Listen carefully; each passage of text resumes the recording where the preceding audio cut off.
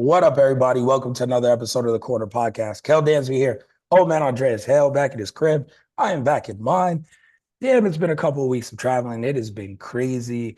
Uh, Listen, man, we're working guys. A lot of stuff changing this summer, which is wild. It's like a whirlwind for both of us, but in the best of ways. So we really have to nail down time to make this happen. Stuff is getting a little less hectic as we get into a little quiet part of the summer before shit goes crazy again in August.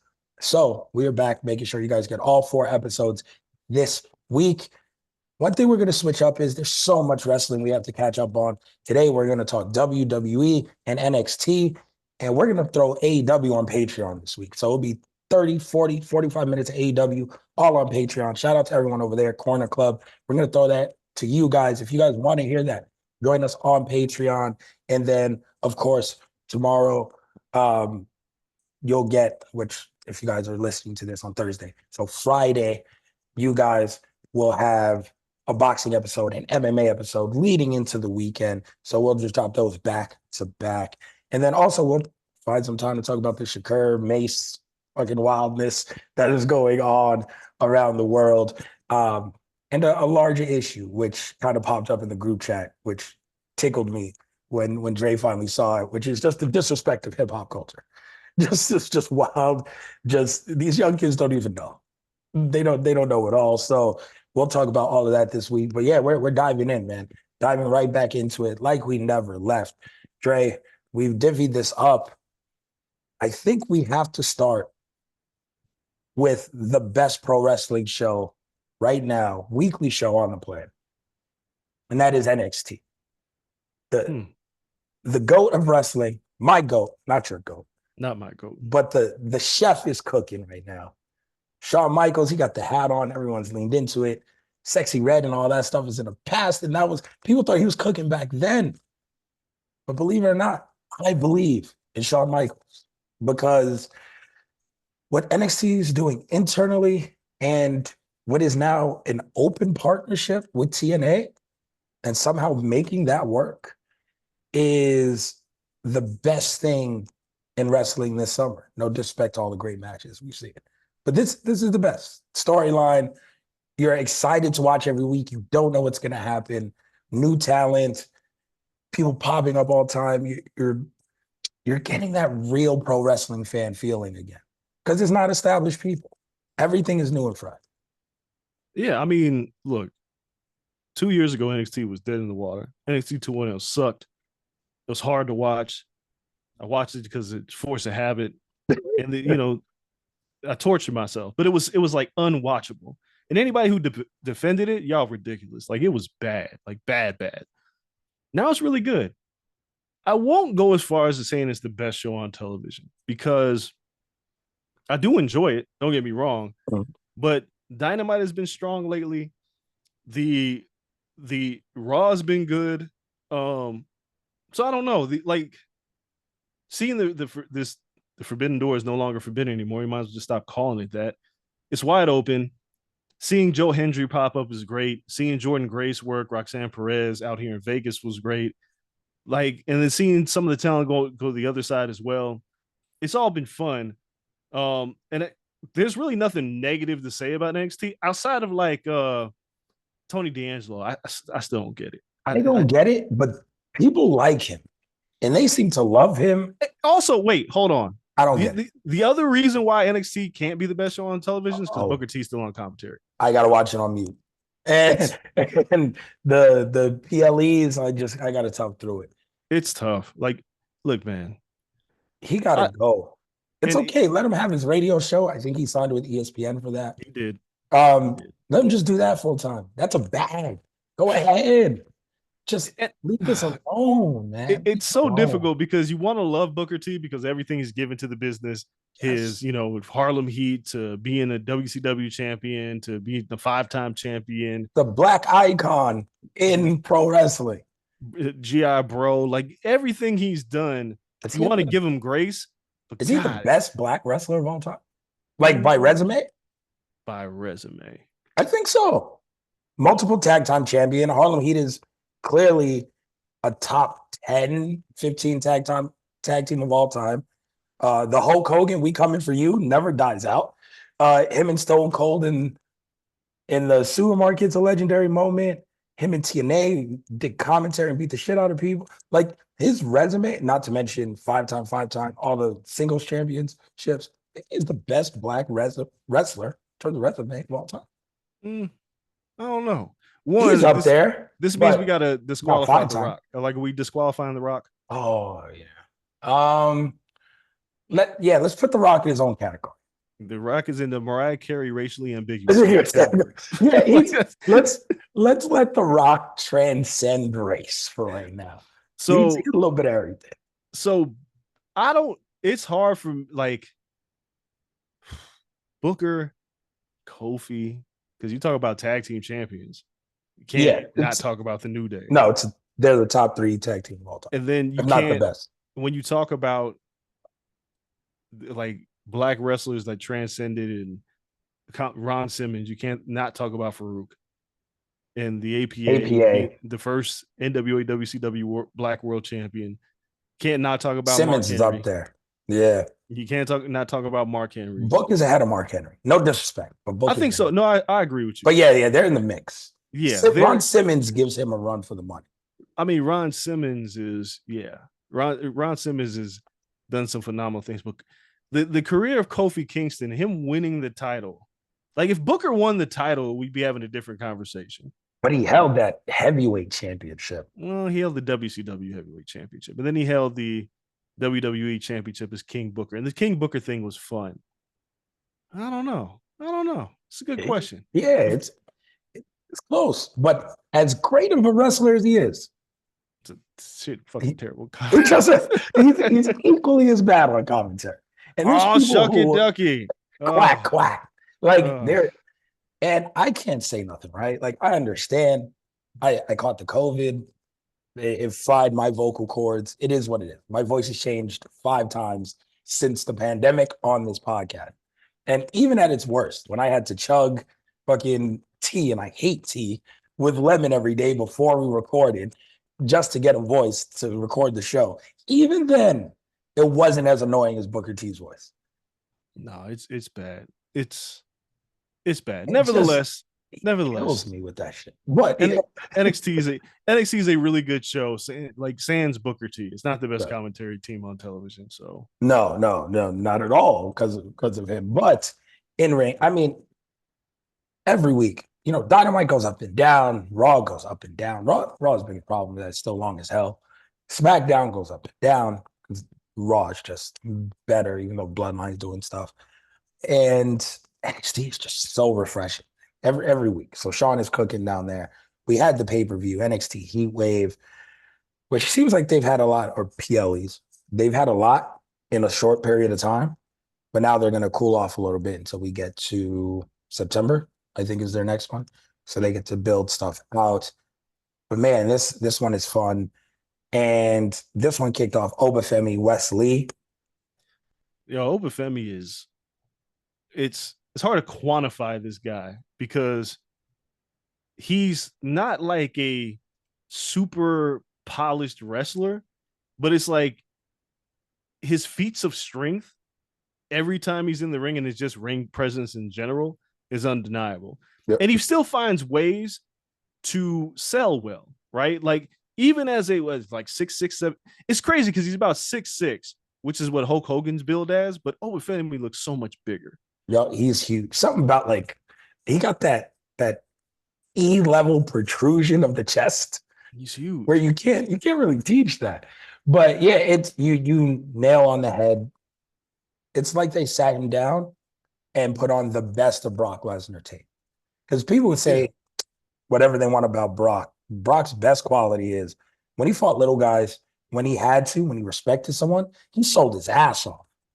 Him, Kurt Angle, selling his ass off. Like for a big guy, and it's how you sell. He never did like chicken shit stuff when he sold, or he wasn't, too beat up. He was always kind of like bewildered. Like, oh my God, I'm stunned. It's like when you hit a giant with a spell in Harry Potter or something. You hit him in the eyes. He's just walking around, stumbling. Like there's something to being a big monster, but selling in that way. And Obafemi does the exact same thing. Like when he sells, it's believable. but then he can pull a move out in a second, and you believe that. You're not gonna be like, yo, he's been getting his ass put for 5 minutes. How did he? No, you believe it because he's never down and out because he has that aura. No, so he ends up nerfing Wesley by the end of this match. There's like this helicopter spin toss that he does. He throws Wesley like into the fucking rafters. He slapped. There was a spot where Wesley like jumps. He's on the apron and Oba just smacks the shit out of him, and it was just watching this guy work. One, you start going, who the fuck is going to beat this guy, right? Like I honestly don't know who is going to beat this guy. He's gonna need he needs to be in NXT. And here's the beautiful thing about NXT. I know who I would pick to beat him, but it's no time soon. Who? Javon Evans. He's that perfect scrappy little guy. Yeah, that will be made by finally beating someone like Obafemi. You got to get that belt off him sooner or later because Obafemi is going to be your actual champion. Yeah, he looks like he'll break him in half. But that's the best part of it. The good thing about NXT right now is there's really nobody that's in a hurry to go to the main roster. There's nobody that you look at and go fast track him to the main roster. Nobody. Trick needs work, and not needs work in a bad way. It's just keep working here because the roster is already so crowded. You got a spot. So NXT is like its own show where you don't have to worry about the best talent getting pulled up to the main roster in less than a year. Like these guys have time to work and build their characters. To me, it's almost like there's not it's still a minor league, but it's more like college football than it is minor league baseball, right? Because like Paul Skeens for the Pirates, he ran through the minors and he's like an ace for the Pirates right now, making the All-Star game. In college football, you still got to play, right? Yeah. So you're not coming out your freshman year. You're going to play 2 years. You might redshirt. Like you might be there for 3 years. You might be there for 4 years, like some running backs this year. So that's what NXT feels more like college football than it does like minor league baseball, which is good for the program. It's the reason why these next seasons of college football are watchable, and like basketball, college basketball is not. Yeah. College basketball is unwatchable because it's like the old NXT. Anybody that's there, you got 1 year and they're out. And you never know who's going to Victor Wembanyama, he's never going to play college. There's no point, right? Now you got guys that will play through the system for 4 years before they go to the main roster. So that makes when you see NXT Heatwave and you see the talent on here, it's like, oh, they're not going anywhere. They got stories to build. So, and obviously Wesley, he gets nerfed, and we'll fast forward and we'll jump back and forth. Fast forward to NXT this week. He's thinking about retiring. He does a really good sad face, by the way. He does. That's his gimmick. His gimmick he teeters sad. He teeters on the point of retiring, and then the Rascals come out. I just wish one of them said, "What happened to your name?" I just wish Myron Reed would have been like, "Yo, what is Wesley?" Right? Like, I wish that would have happened. There's a backstage segment. They did that. Did they? I didn't see it. So digital exclusive. Shout out to WWE that they put on social. The match next week is Rascals versus Gallus. Yeah, I saw that. And Gallus pulls up on them backstage, and they're like, they look at Wesley like, what should we call you? And then Wesley laughs, and then they all laugh. And then he was like, well, my name is Wesley. He was like, if it's me, and I forgot other dude's name. He's like, we're MSK. And if you catch all three of us together, we're the Rascals. And then they do the Rascals thing. And so it was like a cool play into, hey, he's been here before. He had a different name. Now he went somewhere else. His name changed again, and your name stayed different. So he kind of explained it in a funny way. No, it makes sense. But I think they've done well. I don't know who's next up for Obafemi right now because he's just nerfing the roster. But it feels like at some point he's going to have to chase the main title. Yeah. No rush. No rush, but it's going to happen. Yeah. They're going to give him a Gunther length run with this belt. Probably he deserves it. It's funny because my man went from winning that little contract to just absolutely destroying Dragon Lee to the point we don't even see Dragon Lee anymore. No, Dragon Lee went in that battle royal for a second. No, bro, he got nerfed in NXT after he had the North American title. Sent his ass to the main roster. He was involved with the LWO for a minute, and now we don't see him anymore. Obafemi changed his life. I saw that man on NXT or on WWE Speed once. That man's he's Kalisto. That's what he's turned into. Yeah, he's good. He'll bounce back. But still, it's one of those where it's like, damn, he ain't Obafemi. No, he's not. They'll find a spot for Dragon Lee though. Right now, Obafemi is it in NXT, and a lot of people just have to really look good losing to him. Yep. Because Wesley looked good losing to him, so it doesn't hurt. Like you can't go in there and not come out better if you go into that feud. That has to just be their focus. Like, yo, I'm not beating this guy, but I really got to make people feel like I am. And we'll see who can really take advantage of that and a guy of that stature. And then we had Kalani Jordan versus Sol Ruka for the NXT Women's North American Championship. And yeah, this was, I don't know, women's Osprey versus Ricochet. Like they were just doing flippy shit for 10, 11 minutes, but that's really all they got. Not So, Ruka so much, but like Kalani Jordan is still very green. And this is a title, it seems like, for the very green. I saw Meltzer and Brian Alvarez shitting on this match as his choreography, right? And I was like, it is Ricochet and Osprey, right? Like Yep. the women's version of Ricochet and Osprey, and nobody shitted on that. No, they And took the exact choreography in the beginning. yeah, Someone like put them side by side. Sol Ruka and Kalani they're not as polished as Osprey and Ricochet are. So when they show off their athleticism, I don't think it's necessarily a bad thing because that's what they do. Like Kalani's a fucking gymnast. Yep. Sol Ruka's this volleyball player who's just got an obscene aerial moveset. This match, I like this match because it was heavily choreographed, but that's pro wrestling. And this wasn't supposed to be like a hyper violent women's match. This was fine. Like this wasn't like the match of the night, but I didn't have a problem with this match at all. Kalani Jordan winning, I'm not gonna say it surprised me because she got the title and I didn't expect her to drop it. It surprised me more that they booked this match so soon. Yeah, that's what surprised me because I'm like, well, what's the plan for Sol Ruka then if they're giving her a loss to Kalani Jordan now and so quickly because I think they booked this match like 2 weeks before Heatwave. Yep. So I don't know exactly where they're going with Sol Ruka, but Kalani Jordan's clearly going to be the scrappy underdog with the championship, and they're going to have to find like some menacing heel to get it off her. And again, ain't no one going up, like you said. So even with Sol Ruka, it's like you got time. You do. Got time. Yo, I don't know what we're doing with you this moment, but we're putting you on a pay-per-view. Because that fucking springboard top rope lariat that kind of looks like a buckshot lariat, but way crazier. Like that's nuts. And that's what they have right now. It's an incredible skill set and move set. But the psychology is what they have to learn. Yeah, they'll get it. And give them time. They will, but only by being in these positions and having these matches. And then NXT Tag Team Championship match, Nathan Frazier and Axiom versus Chase U. Chase U's still around, and that's cool. They don't bother me. They're funny, like mid-card guys to put in there. I think that's cool. Oh, that's who Obafemi's wrestling next, technically, is he's trying to nerf the Duke Hudson dude from Chase U, who's just another big dude. So it's like two big guys, and he's going to run through Chase U, and it just gives him something to do for a second. But in this match, Nathan Frazier and Axiom, I wish they had a tag team name. I know. Because I don't have to just say their names all the fucking time. But they're both really good. And this is giving them something to do and really, one, steady the tag division a little bit because the tag division is still very thin. In NXT, if there's a downfall of the product, it is that. And it steadied that for a quick second. And both of these guys can really wrestle. And they're not that old. Nathan Frazier isn't old at all. No. Like he's a Seth Rollins prodigy, and Seth isn't that old. So like you have time. You're just showcasing how good of a wrestler they are. So I think this is good.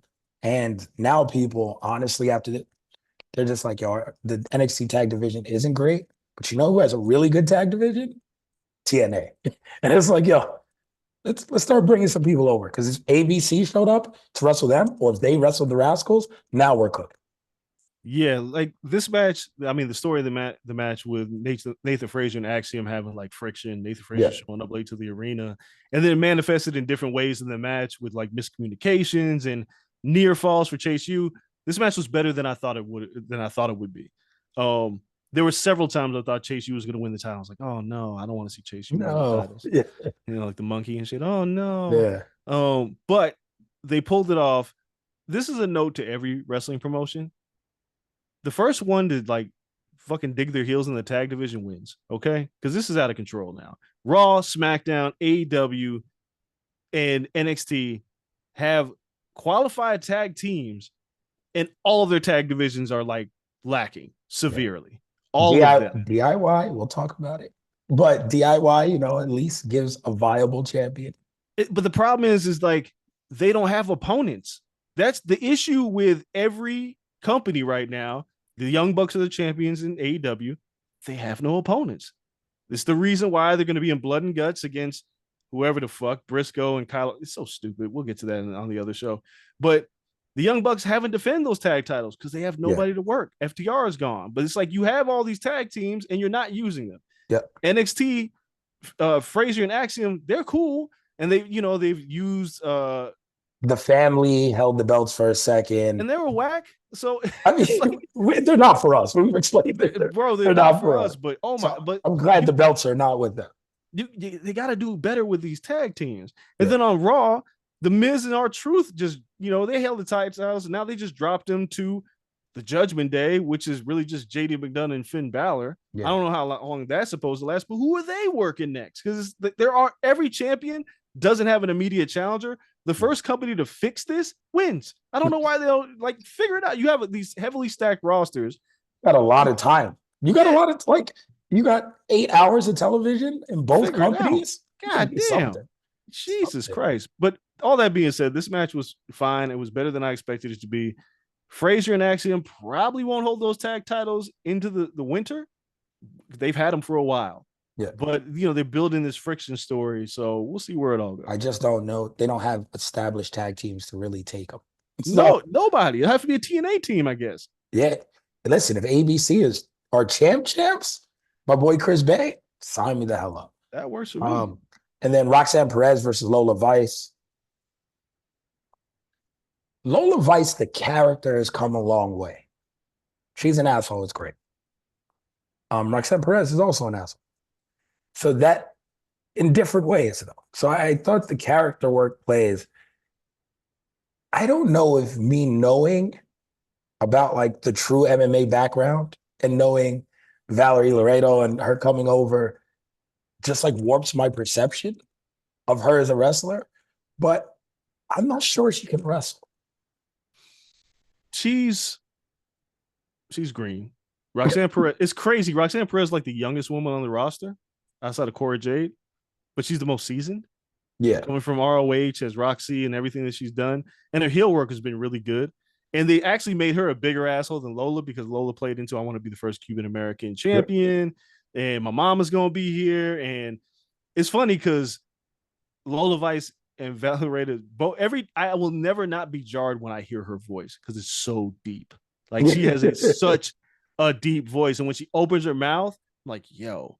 But this match was Roxanne Perez hitting the Pop Rocks three times or twice because she missed one of them. Yeah. But I like the finish. I think Roxanne Perez is a great champion for them now as a heel. It's much better than babyface Roxanne Perez. And I don't know where Lola Vice goes from here, but to answer your question, Lola she's still an MMA fighter trying to wrestle. And I'm not saying that's a bad thing. Shayna Baszler did it for a while, and then she became a pro wrestler. Yeah. I think the ingredients are there. They just need to be all put together. But again, on a roster with a bunch of young women who are talented in their own right and athletic, they'll all figure it out, some faster than others. This is crazy, but I'm going to throw this out there because I would have said no to this question last year, but now I'm saying it because it seems necessary. Should Jade Cargill have been in NXT?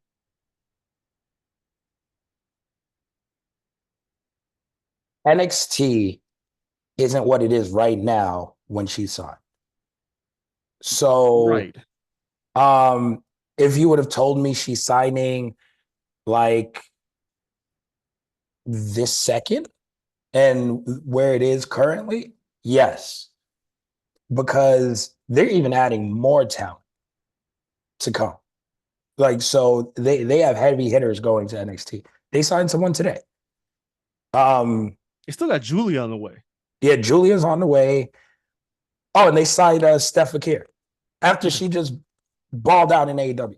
Yeah, had a great match with Mercedes. So it's one of those things where it's like, all right, like they are on the path. And if Jade was in the mix there, sure. But when they had her, they thought they can just teach her in the background and then she'll shine on the main roster. And it hasn't been a failure on the main roster. It's just she has to find her footing. She just has to do it. Like once they heat her up, it's still off to the moon as a singles wrestler. It's just she's learning on the job. Yeah, but how long is the job? Right? Because here's the question. You can argue right now that these women who came from athletic backgrounds and collegiate athletes have surpassed Jade Cargill as wrestlers in the ring. Already. 100%. And it might have been better for her to spend more time in the PC working with these women. They're all 22, 23. So like they have time. Jade's 29. She 20. We'll go through this. Valerie Laredo's there's Lola older Vice women is 25. No, she's 25. I'm just saying. And she's like one of the oldest. Roxanne Perez is 22 until December. Like they're all like 22, 23, 24. Jade, it's not like, again, she's not old, but it's one of those things where it's like, yeah, we can see you wrestle enough in AEW to say we can get you over here. It's just working. They put her in the tag team. No, they'll heat her up when it's time to heat her up. Is not time. And she couldn't heat up. And we'll talk about this later. She couldn't do what Tiffany Stratton did in that ladder match. She couldn't. No, not yet. It's Tiffy time because she can also wrestle her ass off. But she went through NXT. It was time, blah, blah. And they gave her 2.5 years in the system. You know, like, you weren't going to give Jade 2.5 in NXT. So I was like, what are we going to give her? 9 months in NXT? Might as well just bring her to the main roster. See, look, man, I love Jade. I think that this has not been the run that they hoped for her in WWE. The top is crowded. Yeah. In terms of talent. I'm not talking about in terms of wrestlers, in terms of talent. Like these are very talented women in WWE. So the tag thing didn't work. It didn't work. Right? And unfortunately, the Clash of the Castle match where they dropped the titles was not a great moment for her. No. She had a bad match. Missing spots. And the ring was kind of like fucked up, I guess. The ropes got everybody that night. Yeah, but Jade has had a really bumpy ride. And I'm only saying this because you signed her, you made a big deal out of her, right? It's like a team signing a quarterback and thinking, oh, we get use this in the wrong system. Yep. No, it's not the system, it's the quarterback. And you're putting them in the wrong system again, because the signing of Jade forced the WWE to make a big deal out of it. Yeah. Because look at her, right? Like you got to make a big deal out of it, or you didn't have to. There's another way to go about this, but their own hubris caught up with them in the sense that we got Jade Cargill from AEW. Yeah. Watch what we do with her. And AEW, Tony Khan was like, yeah, she still needs work, bro. Like, yeah. Like y'all think you got a finished product and you don't, and then you found out you didn't have a finished product and you still try to like wedge her in there. This is why I say, like, if you kind of not, it's going to be hard to silently sign Jade Cargill because big of a personality she is. But in retrospect, it might have been better to put her in NXT just to get the reps weekly in the PC. If NXT what it is now, I would agree. Because now NXT is hot. It's as hot as it's been. No, I'm not talking about I'm not talking about but I'm talking about as a promotion, right? Yeah, no, you just said this before. It doesn't seem like the minor leagues because they've elevated it and it's so good. TNA, Jordan Grace, like you have legit champions and veterans and everything coming into NXT. You have All Ego, Ethan Page. You have a great mix of the young people, the veterans. Nothing feels like a downgrade. If Jade was signed today, you can put her in NXT because as big as she is, the promotion feels that big. So it's not a downgrade and not to Jade. When she was signed, it still would have felt like a demotion. And that's the problem. If it was today, she'd hop in and people are like, yep, cool. Well, I hear what you're saying, but here's the argument that I'm making. The argument that I'm making is if you didn't make it a big deal, you didn't have to debut her. If you didn't have to debut her, you could have waited. Yeah. Because but we all love the big deal shit for a second. Like, I know, but the problem was what I said from the jump. Hindsight is a little yeah, but it's like the issue was always going to be the issue. And it was like once you made the big deal about her signing, you couldn't hold her back but for so long. Yeah. If you would have had her in the crowd at NXT like you did Julia, who still hasn't debuted yet, who was seen in the crowd like 5 months ago. Yeah. But she's on the Marigold startup program for a second. If you had Jade like just in the crowd as one of those signings, and then you still waited and gave her reps in the PC every day, right? Not on the road with the talent, work in the PC with NXT, which is prepping young talent or green talent to be great. Because the strides that Braun Breaker has made from not even year 1 to year 2, from year 2 to year 4 have been absurd. But he needed those reps. Yep. Jade needs those reps. And the NXT, and the only point I'm making is NXT is now proven whatever they've done behind the scenes, because they went from these women killing each other and these guys just looking green as shit to becoming a real factory that's making these athletes into wrestlers. Yeah. And Jade is an athlete who needs to become a wrestler, and it ain't happening on the main roster.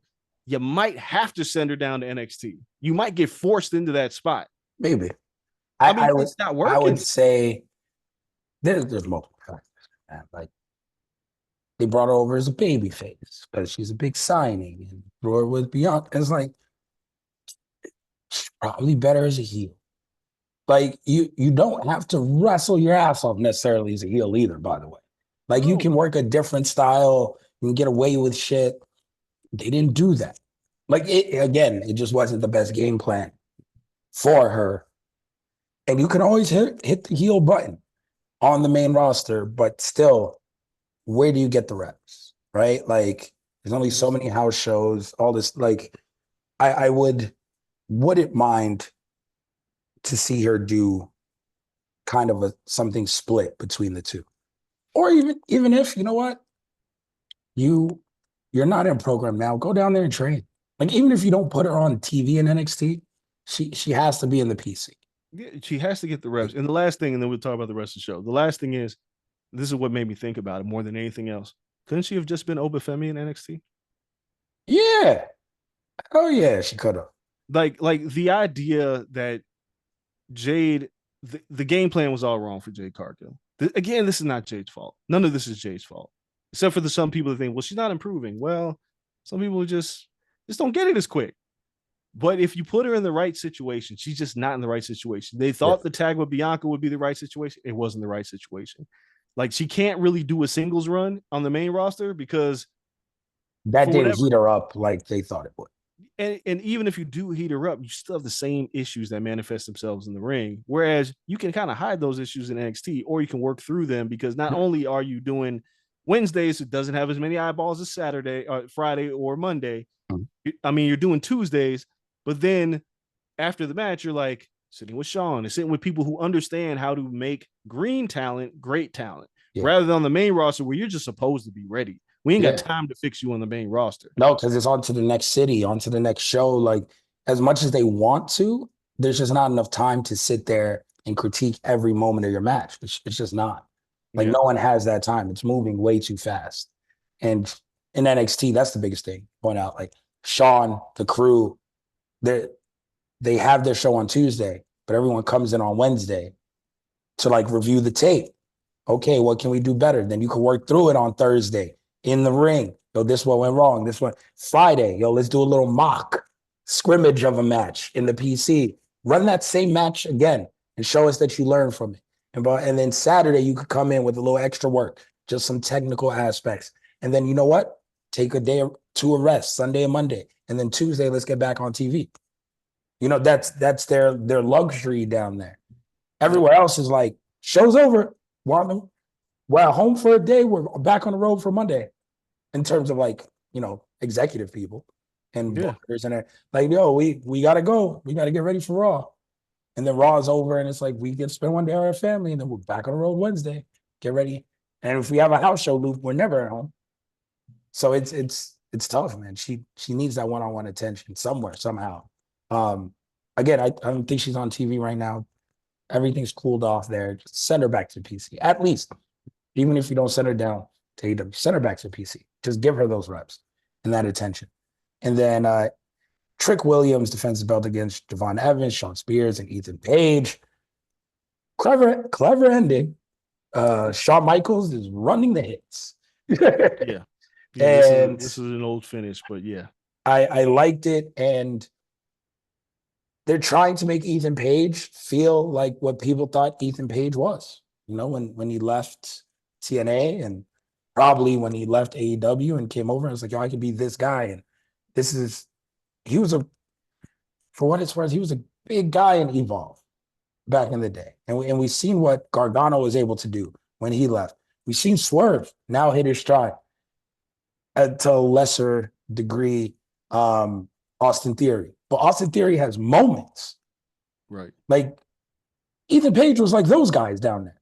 Like in Evo, yeah, he's going to be a guy who's going to be a player in this industry, and went to TNA. He was part of one of the best tag teams, broke off, and was like, yeah, he's going to be that guy. And it didn't go his way. Walking Weapon shot to the moon, and Ethan Page went the opposite direction. So they're trying to let Ethan Page be Ethan Page. And I see a lot of people online hating on that and be like, yo, he just doesn't have it. He's not champion. I was like, I think he got you already, if that's what you think, because he's supposed to be an asshole. You're not supposed to like him. In this day and age, I saw Cody quote. He was like, the hardest thing to be is a true heel. People think a heel is The Rock. Like, people still love The Rock. Like Roman was a true heel, but there are some women who came with Roman signs. Like, it's hard to get everyone to hate you. Ethan Page is doing a pretty damn good job at that. And giving him the belt here, where it seemed way too quick, he was very entitled. He didn't deserve any of his title shots. And it gets people to turn on him. Be like, well, he fucking sucks. Like, I don't like this. Like, I think he's doing a good job. Yeah, and it gives Trick Williams something to chase now, because he's been champion. And sometimes I'm never going to say it was too soon, but sometimes the second run's better than the first. Oftentimes the second run's better than the first. Roxanne Perez is a perfect example. Yep. Seth Rollins has had multiple title runs, but his most recent one has been his best one. Usually that first CM Punk, the first title run he had, and they jumped him to take it off of him backstage. Legacy beat him up. Like, sometimes you need to drop the title to figure out how hot you really are, because if the fans want you to get that title back, they're going to be loud and vocal about it. Yep. So I thought this match accomplished a few things. Shawn Spears is like your ring general. Yep. All Ego Ethan Page has that ring generalship in him. Javon Evans, it was like, all right, let's see what this kid has. And they found out real quick. He's bouncy. Yeah. He's got it. Shawn Spears super kicked the fuck out of him in this match. Yeah. Oh my God. He's in it. Like, I couldn't tell if he was selling it or if he was really dead, because he super kicked the shit out of him. And he's 20, and that's the epitome of like, yo, this kid knew he wanted to wrestle since he was 12. He hit the indies, and this motherfucker came in polished. Yeah, like 20. He's wildly athletic. But that was the litmus test. It was like, put him in a 4-way. That means the onus is not on him totally. He'll have his spots. Let's see how the crowd reacts to him. Let's see what happens with the near falls. And the crowd was into it. And as for Trick, it's like, you kept him clean. He didn't get pinned. He actually he hit the trick shot on both of these motherfuckers. And then, he didn't lose the belt. Like, the belt got taken from him. And I think they accomplished what they wanted to accomplish. I'm interested in seeing what is really going on with Ethan Page and Metaphor right now. Because that's weird, a side story, right? Yeah. Like, they're still trying to jump him after that guy wants all the smoke. I forgot old boy's name, but every time it's on site, everywhere. Time he sneaks into the arena. Like, there's so much going on here. Yeah. There's a lot of people just whooping ass around the arena, like Brooks Jensen or whatever. Yeah, that dude. He just shows up and he's just alcoholic. Yeah, and he just beat the shit out of people randomly. There's so much going on, but I was totally fine with the finish. I thought Trick is going to get that title back. We'll just see when it is. Trick just, it's just hard to deny this dude. He Yeah. like him. Him, and I know like the him and Last Legend thing was something. Going back to Jay Cargill because I can't stop him and Jay Cargill both in NXT would like as champions, and if Jay was like the first women's North American champ, it'd been a wild sight to see with Oh, it's Trick, been great. Jade, and Obafemi. Holy shit! Quiet is kept, but not too quiet. It's been a long time. Maybe Tiffany Stratton. Like since someone like just completely wiped his run with the championship. Yeah, Like they diversity is not a problem down there. They don't give a fuck. They got like 18 different type of black people. There's not two black people alike on that program at all. Oh, man. Not at all. We just talked about Kalani Jordan. Her character is not the same as Obafemi. Like no black person fits a mold down there. It's like, all right, well, you black, but what else you do? You know, like Javon is like bouncy and cool, and he's like the Gen X kid or whatever. And he's like, hey, people like, that's fucking annoying at a point for some people. Like, we hate these young kids. But that's his character. But other people like, I relate to that, and that's why he's babyface. Trick is the too cool type guy. Like, everyone is so different. Even Obafemi, which people will be like, on the auxiliary, WWE haters, and their mind is trained like this, so I can't even knock them, to be like, well, that's a stereotypical gimmick. That's some Vince shit. It's like, no, not really. He's not a caricature of a big African man. There's a big, badass African man. Right. Just so happens to be. Like, and they did it really well. They're not asking Hoo-Ha Nation to play the character. No, they are. And then, I mean, you have the one woman on the roster, and she's green. But when they figure it out with Jada Parker, oh my God. Oh my Lord. Because like she's special. She is Ashanti as a wrestler. And I say that in the best of ways. My Lord. Yeah, they just have so much talent there. So all that to say is like the diversity, like the different characters they have. It's all been great. But then we fast forward to NXT, and Trick Williams is a tag partner, and guess who shows up?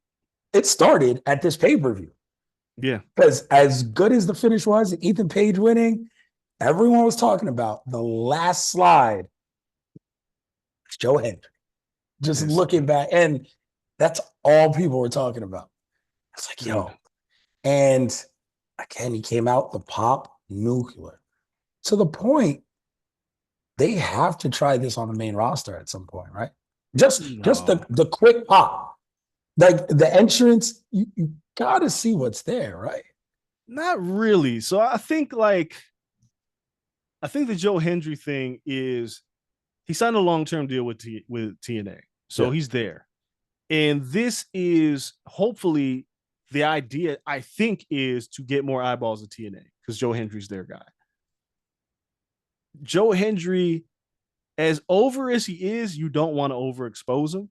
He's good in spots. And the ultimate goal here is to bring eyeballs back to TNA. Like, you can't have a partnership when the partnership is one way. You have to be able to bring eyeballs to the other side. So Joe Hendry showing up on NXT this week. If TNA's booking, it's weird because like Moose is your champion, and Moose is an excellent champion for them right now. And Joe Hendry beat him for the digital title like last year, right? Okay. I don't know what the plans are for Joe Hendry and TNA, but it feels like if you want to position this the right way, Joe Hendry has to challenge for the TNA title. Has to. And in doing so, you use NXT as a platform for people to watch if it's going to be Slammiversary, even though Slammiversary is on July 20th. I don't even know what the main event for Slammiversary is. But it's that quick. Yeah. Bound for Glory is not too far away, right? So if you're keeping this partnership going, if you're TNA, the idea is like, let's keep Joe Hendry on here. We're going to book him for a title shot. And you mentioned it on NXT television. Yep. So when that pay-per-view comes along, I'm pretty sure Bound for Glory is in September. That's when you want to like put this all together. I don't think there's any plan right now of Joe Hendry being on the main roster. Maybe he shows up the Royal Rumble. He's challenging for the title at Bound for Glory. Or excuse me, at Slammiversary. He's challenging Moose? Yeah, no, he's not going to win it. It's a 6-way match. See, it's not the same. And Kazarian's in it. Okay. So Kazarian's been like costing him, obviously. That's the Yeah, program. yeah. And they did that on Exceed as well. Steve Macklin, Nick Nemeth, Dolph Ziggler, if people don't know, Josh Alexander, and Moose. That's one hell of a six-way because outside of those two guys, there's four guys in it who could legit win it. Yeah. And it doesn't devalue Moose at all. But this might be the way to give the belt to Nick Nemeth, to be honest, without Moose looking shitty. Not keep it on Moose. Like I like Moose in this position. If I'm booking this, keep it on Moose. Have Joe Hendry come close. Use NXT as a platform to get more eyeballs on it. So when you get to Bound for Glory, that's when you say, all right, we're going to pull the trigger, but we're going to push all our chips in because the maximum exposure we can get is through NXT. So you use NXT to play this angle out because he's clearly over. I think they're slow playing Hendry. Maybe not even Bound for Glory. Maybe the top of the year he wins the belt. Bound for Glory, because that's their pay-per-view, right? Like that's their thing.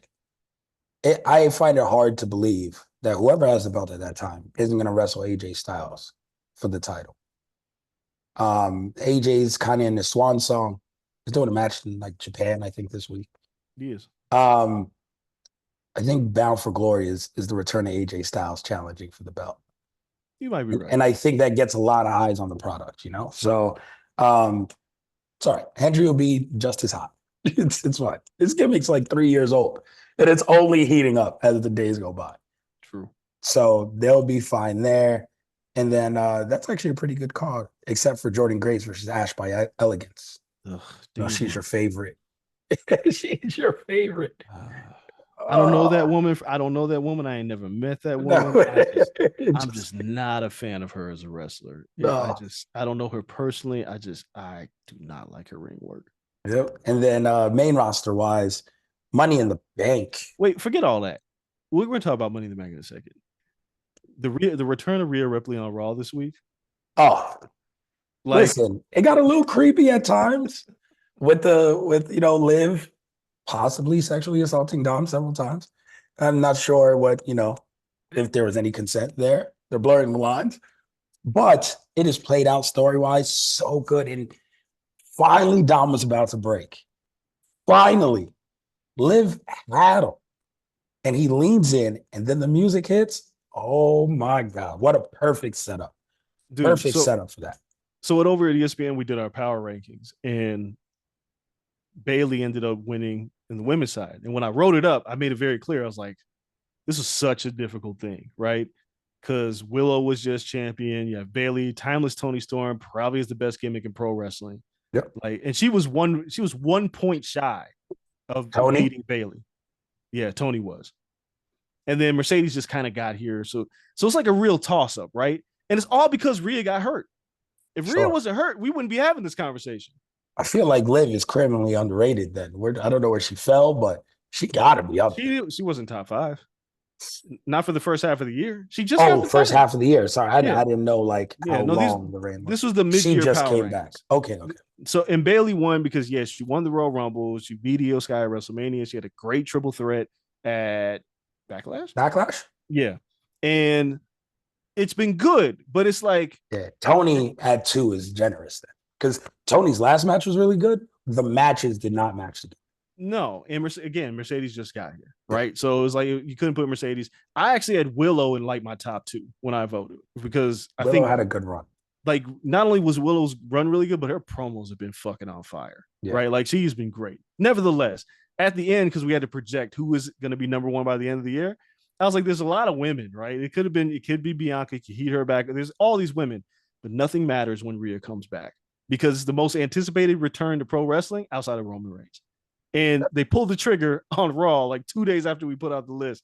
And I was just like, all right, it's over. Like it's not over for Liv's title run though. Like Rhea probably is not going to beat her.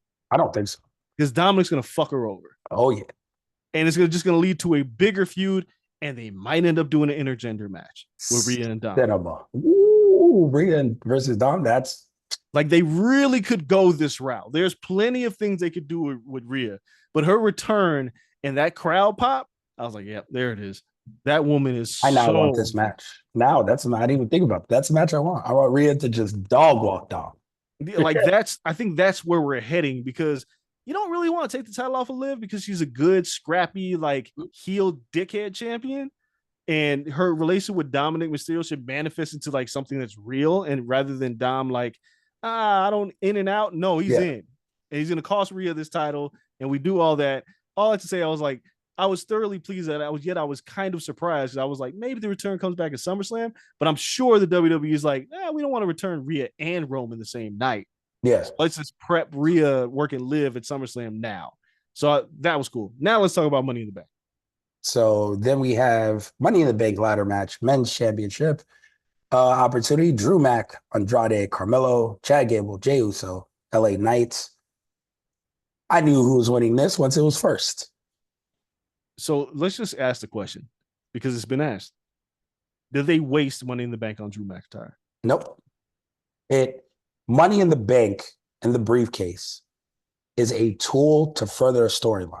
That's all it is, or to create a storyline. It's all it is, all it has to be.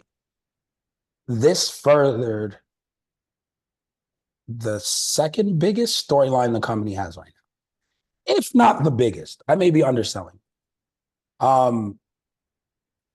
Yeah, the bloodline shit is still bubbling. This is the biggest storyline in the company throughout the entire company.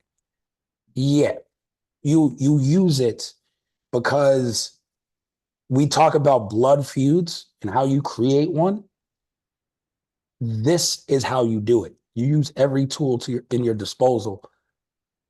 And Drew now has been cost his legit title 4 times in 3 months.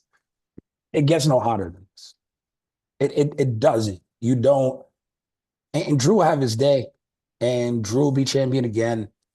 But there's something to having a memorable all-time feud that transcends a belt and title reigns. And this is stuff that people remember. Drew's title reign in the pandemic and everything he's done, everything, and all that shit's cute. 10 years from now, people will be talking about Drew versus CM Punk and the feud that they had. And this is another piece of that. So it wasn't wasted at all. This takes it, and as long as they pay it off correctly, which I think they will, into legendary feud territory for Drew McIntyre's career. You know, this is something where when you bring him up, if he's eventually a Hall of Famer and on stage, this is the feud people are going to mention. So I'm of 2 train of thoughts. I agree they didn't waste it, but for different reasons. They didn't need it to further the feud because the feud's already reached like a real high. And it's like, fuck, how many times are you going to screw Drew over, right? Because I don't think it gets any hotter. Endless. I think the most important aspect of this is almost what happened last year with Damian Priest winning. You really don't have room for somebody to cash in right now on the men's side. I think if you look at the landscape of the 2 titles, clearly Cody's not losing it anytime soon. No. Right? On the other side, we all fully expect Gunther to beat Damian Priest. Yes, we do. And we don't expect Gunther to lose that title anytime soon either. No. So if you give it to somebody like an LA Knight who cashes in and fails, it's like wasting a bullet. So I think they were able to kill 2 birds with 1 stone. It's like, we got to have this pay-per-view. But if we look at it, we really don't need to put this briefcase on somebody right now because our title picture is probably planned out to next WrestleMania. Yeah, and we don't want to be in the pickle we were in this year when Priest has it, and we're getting down to the wire. It's like, fuck, he has to use it. Right. So I think that was more important than Punk screwing over Drew and furthering the story. I think they just looked at it and was like, well, what can we do to not waste the bullet? And it was like, we'll give it to Drew. He'll cash it in the same night. Punk will screw him over. We can elevate the storyline because if we gave it to Chad Gable, he's never going to fucking win it. Not with the current crop of talent that's in the title picture. We all love LA Knight, but there's no room for him right now. Not yet. And then you have to put it on him or give him that title shot by next year. It's a lot of pressure. It makes it difficult because you still have the pickle that you're in is you still have CM Punk who hasn't wrestled since the Royal Rumble, and you're going to use him against Drew. And I'm going to talk about this in a minute because they're in a really interesting spot with Punk and Drew where it's like, who can afford to lose? And I don't know the answer to it. I'm going to work my way through it after we talk about the Priest and Drew match because now Seth is involved. Yeah. Right. So we'll talk about that in a minute. But You know Punk will be in the title picture soon enough. You know Drew's lingering around that picture. Priest will probably be out of this thing by Royal Rumble. Gunther's clearly going to be the guy, Yeah, right? Gunther's winning it. Well, no. I'm saying he's Summers. completely out of the title picture, meaning Oh, he yeah, ain't yeah. even chasing it by the winner, right? And Gunther's gonna be your guy, and he's probably gonna be your guy until Mania, Yeah. and probably beyond that, right? So you don't have enough people. Like there's no reason to put another body in there. On the other side, if the idea is Cody holds it, Reigns is coming back, Reigns' bloodline can pull you away from Cody for a while. And I don't know if you go back to Cody and The Rock at Royal Rumble or whatever it is, but it feels like that's all planned out. So I think they made the right decision for a different set of reasons because who the hell's going to win this? We knew Andrade was going to win this shit. Like we knew who wasn't going to win as soon as this match started. He had a good showing though. Of course he did. He's Andrade. He's a good wrestler. Yeah, him, Carmelo. I mean, Gable and the Wyatt family shit is intriguing for a whole different reason. I feel like they're a babyface group currently, and I'm wondering how they're going to play this. So I'm intrigued. I don't know if it's going to work, and I'm optimistic about everything. I don't know. That's my thing. I don't know if it's going to work because I feel like you had Chad Gable at his like hottest, right? Yeah. And now you're putting him in this feud with like the Wyatt Six, which is like this gimmick, and it sounds cool, but if the end game here is for Gable to recruit the Creed brothers, which he's been seen doing in the background multiple weeks, I'm fine with it. But that means, what do you do with the Wyatt Six? But then it means they have to lose as soon as they become a stable. That's a problem. Which is tough.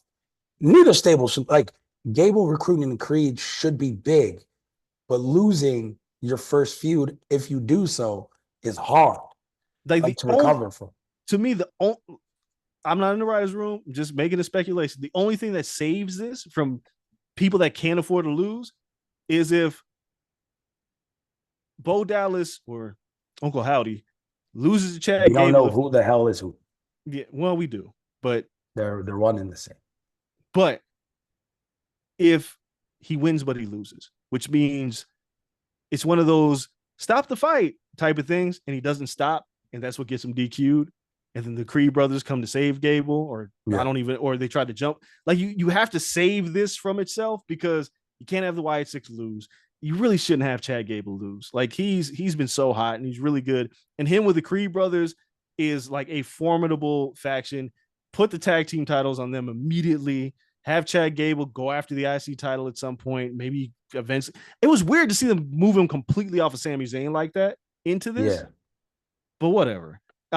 But it makes sense for the narrative around the Wyatt Six. I mean, my man got shot in his head in backstage, so he came back to life. Came back. Well, he's resilient, if nothing else. We gotta see how the Wyatt. I'm intrigued.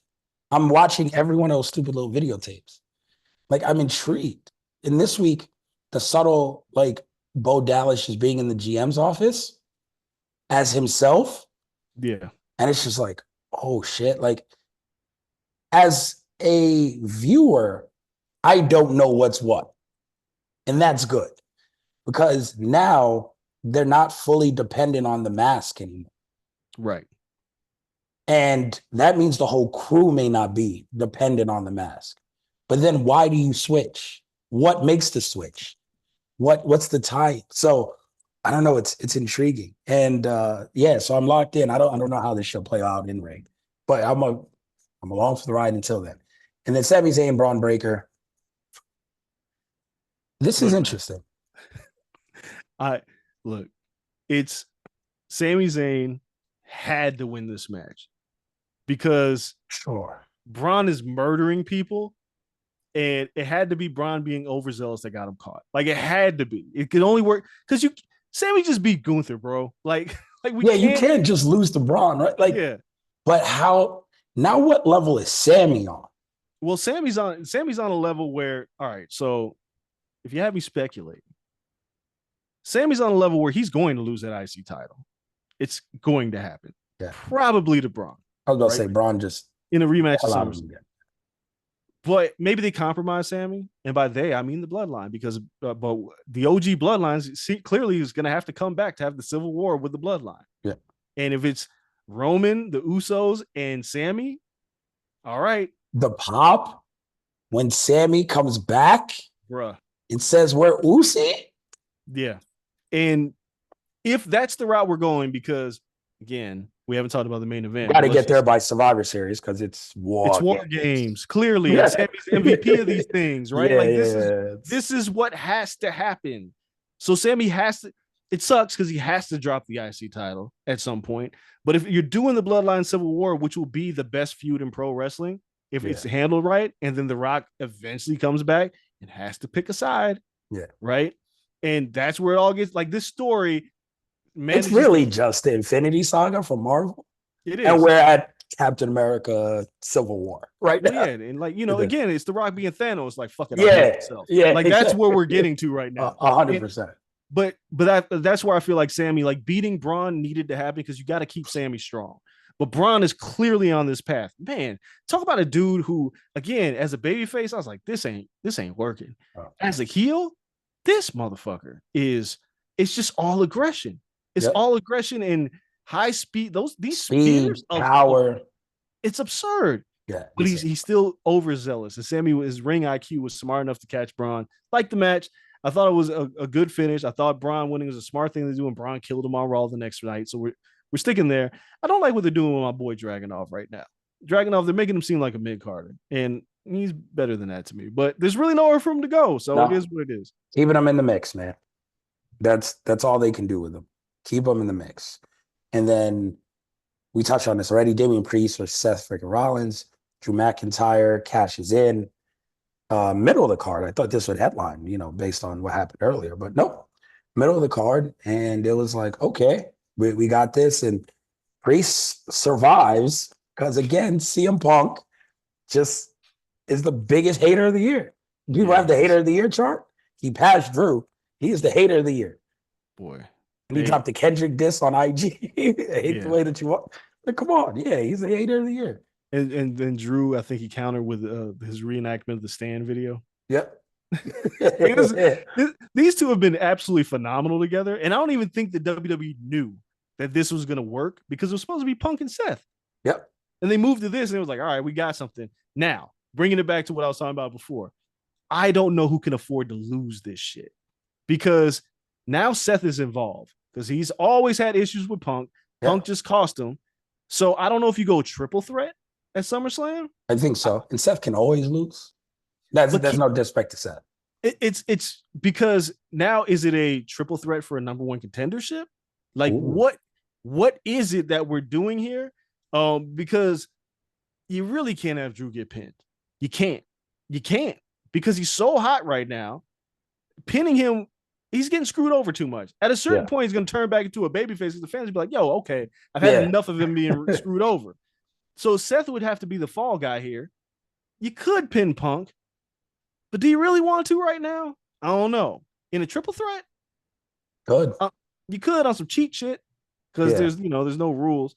But they have managed these three, and I'm sure the interactions week to week, now that Seth is now involved, and Drew's going to be like, little bitch, like, this is my feud. What are you doing here? Like, this is going to be some good banter between these three. This is almost WrestleMania level good shit. Yeah. And like, if there was a title on the line between these three at WrestleMania, oof.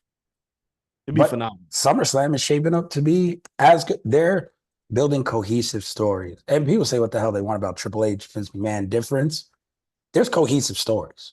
Yeah, there is. Whether you like it or not. Storytelling. Long term. Injury might change shit for a little while, but they always come. Now they're coming back to it. Because really, you could have just did Punk and Drew, but story-wise, it made no sense because it was Punk and Seth before he got hurt. So it'd be like, why did Seth just forget about that? Why did he just go away? Like, and now he just got screwed. Sense. He can't even challenge for the title because it's fucker. Say, hey, fucker, why am I? You're collateral damage. Yeah. And CM Punk was like, you happen to be there, and Seth's been screwed twice with a Money in the Bank briefcase in 3 months. Yeah. Because Drew has the moment at WrestleMania. WrestleMania, where it's like, all right, Drew wins, and then the briefcase. And stuff is just like, I can't even run it back because it's changed hands too many times. It's not my fault. Like, so yeah, it's ridiculous. So good storytelling there. And then women's Money in the Bank match. These girls work their asses off. Oh, the best women's Money in the Bank so far, hands down. I can't remember the others, so I'll just say okay. There's some good ones. Like, I mean, anytime like Asuka's involved. But my favorite one prior to this is going to sound stupid, was probably the Titan Tower one, where Asuka jumps off of the thing and just like randomly. She was nuts. And then she won that. Like that was really good. And then Becky was pregnant the next night and gave the belt to her. That was just funny. And I still can't remember. The pandemic seems like such a fever dream. Like that shit's just not real. Like there was a full ass match in Titan Tower. Like, no, we watched WrestleMania on Zoom together. We did at the crib. It's such an ancient time. Yeah. So this match was, to me, this was like the most obvious winner was in this match, which was Tiffany Stratton. It was like there was no way anybody else was going to win this match. No. They have a scenario with Tiffany Stratton where you know what you got with her. They did such a good job because everybody loves Tiffany Stratton. And then you shitted on Trish Stratus afterwards. All right, you kept her heel. Good job. Yeah. Right. And she's on a show where she could beat Bayley and get the title off her. Bayley will survive a loss. So they did everything right in this match. And I didn't have a problem with it. As soon as I saw the lineup, I was like, oh, Tiffy time is winning. Just how do we get there? And these women fucking busted their asses in this match. And so much so that now Zoe Stark and Shayna Baszler have said, fuck this shit. They reconnected, got your girl involved. Like, they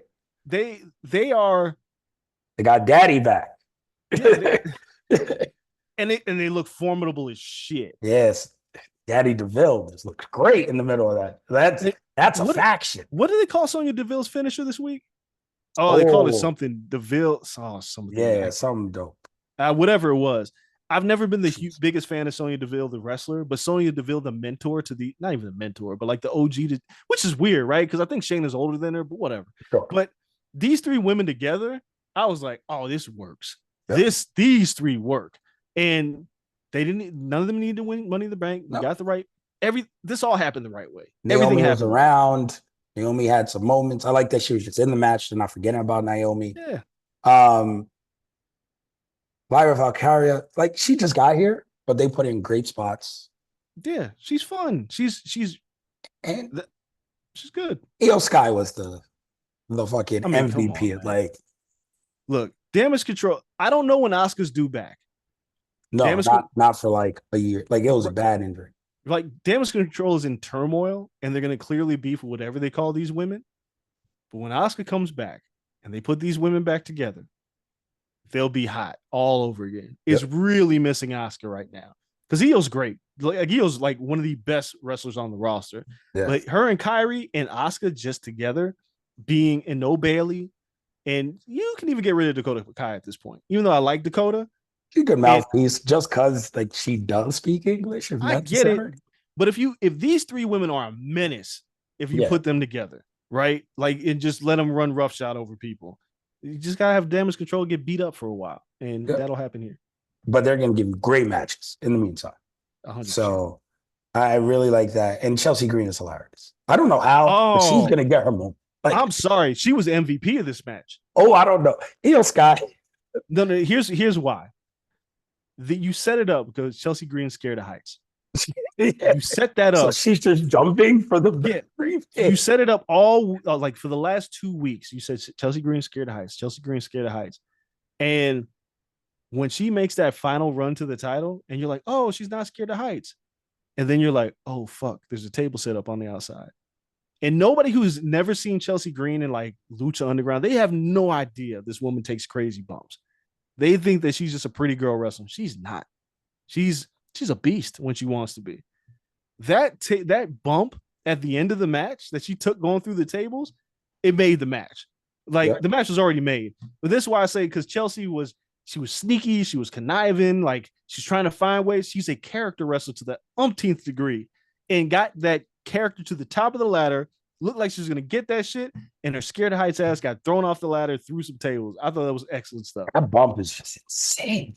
It was great. She took it like a champ. Like, so much so that if you're in the back and you're wondering what to do with Chelsea Green, like, you look at that in Gorilla and you go, we got to push her. We have to find a way to push her. Like, we're gonna find some way to get her into something because she's just too good. And then there's the, again, digital exclusive. I love that WWE does so many of these, but that's the social media nerd in me.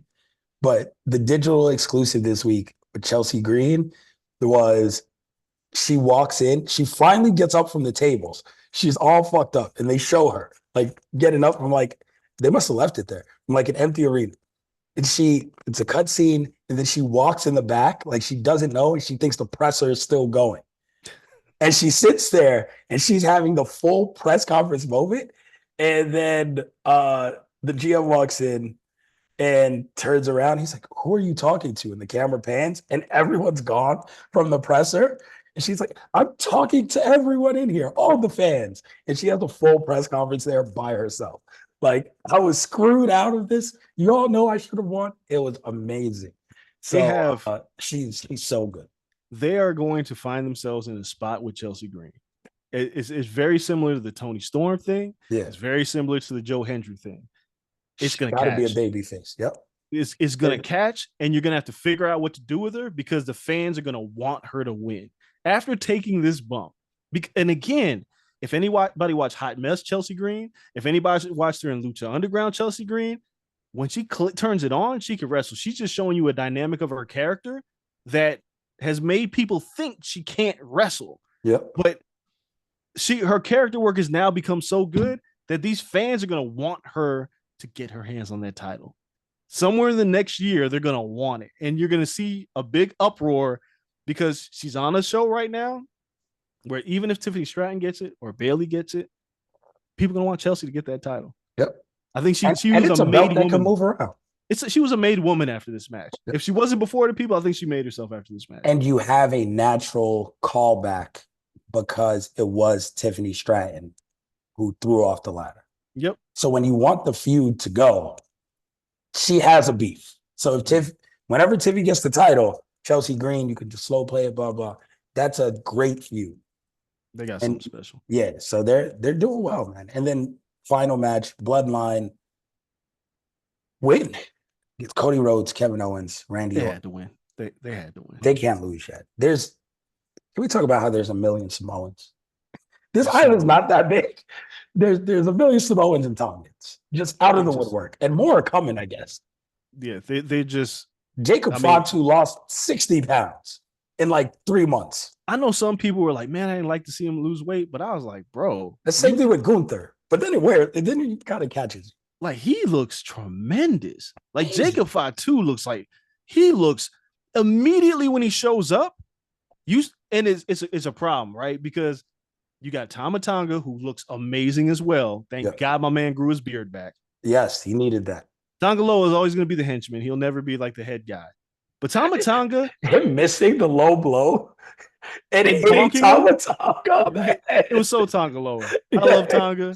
We're look, full transparency, I'm cool with both of those cats. It's funny because we can't really talk anymore because they got to play like heel. Like, they'll like sneak and like shit on that I post on Facebook, which is funny because I'm like, don't let people see that. But when I wanted to text him so bad, and I was like, bro, what the fuck? You just hit him in his head. But Tama Tonga and Jacob Fatu, they make Solo Sikoa look like the third member of the bloodline. When Solo looked like the guy who was going to take over, these two, they look good together. They made the bloodline look good. And Jacob Fatu, like, all props to Kevin Owens, by the way, who just ate shit that whole match. Like, he did flips, like, he sold his ass off, and everybody sold for Jacob Fatu. The spot where Randy Orton thought he was going to set Fatu up for the RKO, I don't know what you do with Jacob Fatu. Now you're in this weird spot because Solo was like the bully, but now Jacob Fatu is like a bigger bully. And the whole angle is like, we can't let him into Canada because all the things that he did. Yeah. Like, you made this man a killer already. That's what he is. He's the muscle. For whatever Solo Sikoa was supposed to be for Roman Reigns as the muscle, Jacob Fatu is a whole different level. Like, to the point where Solo Sikoa doesn't have to really be good.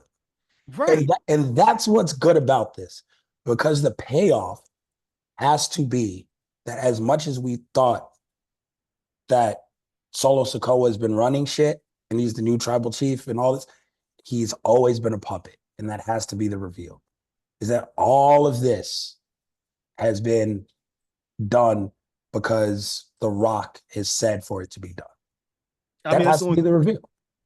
I don't know how exactly when we get to this point because there's so many interesting moving parts. Now, before I was very lukewarm on Solo versus Cody at SummerSlam.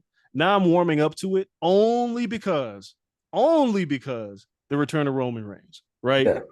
And Solo pinning Cody clearly signaled that's the match we're going to. Yep. Right? Like Cody doesn't get pinned often. He gets pinned by Solo. You got to go that route. Now, the interesting part about this is how long is Jimmy Uso out? Right? Because that's part one.